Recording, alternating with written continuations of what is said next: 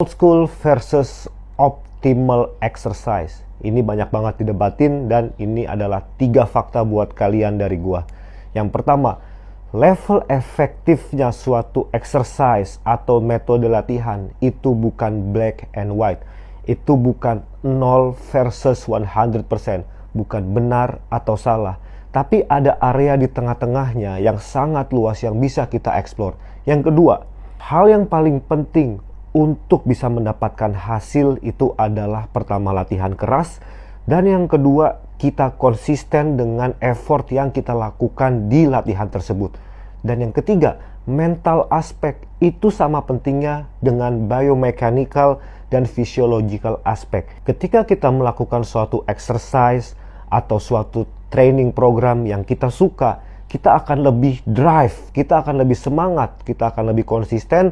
Dan walaupun secara teori di atas kertas itu tidak efektif, tapi kalau kita lebih bersemangat dan lebih all out, itu menjadi lebih efektif untuk mendapatkan hasil. Dan jangan salah paham, di sini gue tidak menyuruh kalian untuk menghindari yang kalian tidak suka dan hanya melakukan yang kalian suka.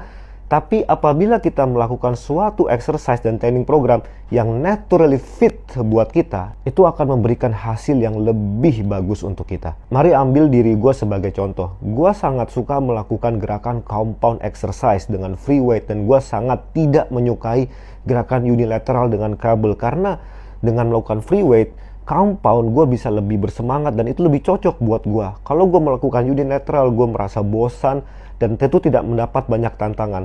Sama juga gue tidak suka melakukan gerakan lebih dari 8 repetisi karena gue mudah kehilangan fokus dan motivasi kalau gue melakukan latihan dengan repetisi yang terlalu tinggi dan beban yang terlalu ringan.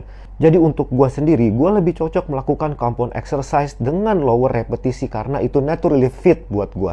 Jadi dalam training method itu tidak ada yang baku, tidak ada yang paling benar, paling efektif, atau paling optimal. Dan satu kata terakhir yaitu adalah science itu dibuat untuk menjadi guideline, bukan untuk menjadi pembatas. Dan bisa saja yang hari ini tidak optimal, nanti akan ada perubahan penelitian di beberapa tahun kemudian taunya menjadi optimal di atas kertas. Jadi feel free to explore dan jangan saling menyalahkan.